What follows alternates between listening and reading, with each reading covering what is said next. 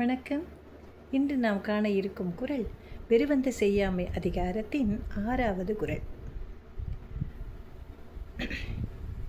குறளை நாம் இப்போது பார்க்கலாம்.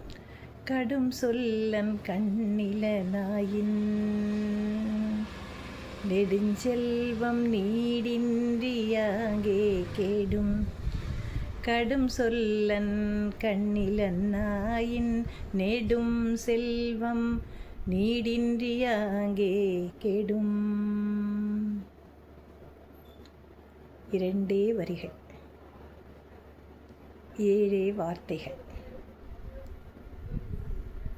எப்படி நம்ம வாழ்க்கையில் இருக்கணுங்கிறது அரசனுக்கு மட்டும் இல்லை, எல்லாருக்கும் பொதுவானது தான். ஆனால் இங்கே ஏன் அரசு அப்படின்னு சொல்லி கொடுக்குறாருனாக்கா, அவர்களுக்கு மிகப்பெரிய பொறுப்பு இருக்கிறது. மக்கள் என்று சொல்லக்கூடிய மிகப்பெரிய கூட்டத்தை, நாட்டை வழிநடத்தி செல்லக்கூடிய தலைவன் எப்படி இருக்க வேண்டும் என்பதை நிச்சயமாக அவன் செய்ய வேண்டும்.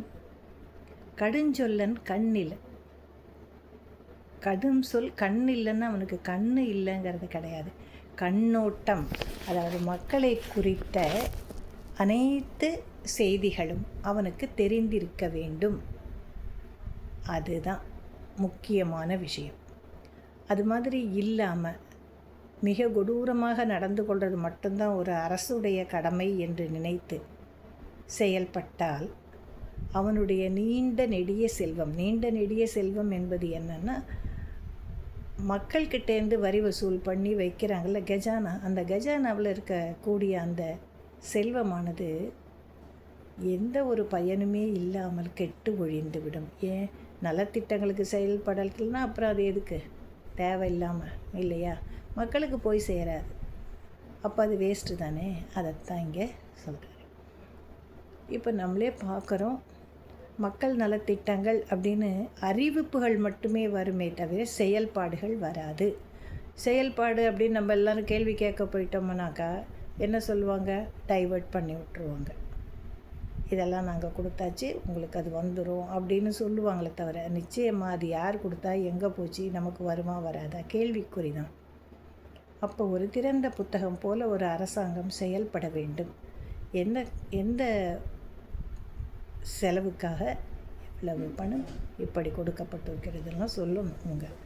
ஆனால் எந்த ஒரு அரசாங்கமும் அதை வெளிப்படையாக சொல்லுவது கிடையாது. சரி, போனால் போகுது, அது அரசியல். ஆனால் சில சமயம் என்ன பண்ணுவோன்னா, ஒரு தகவல், ஒரு விஷயத்துக்காக ஒரு பணத்தை நம்ம வீட்லேயே கூட பார்க்கலாம். ஒரு விஷயத்துக்காக நம்ம எடுத்து வச்சுருப்போம். ஆனால் அதை விட முக்கியமான ஒரு விஷயம் வந்த உடனே என்ன பண்ணுவோம், அதை டைவர்ட் பண்ணுவோம். இது எங்கேயுமே நடக்கிறது தான்.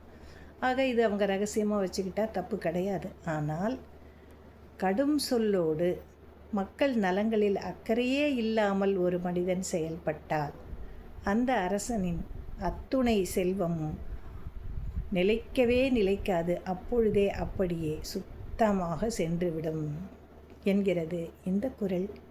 நன்றி. நாளை அடுத்த பதிவில் நாம் மீண்டும் இணையலாம்.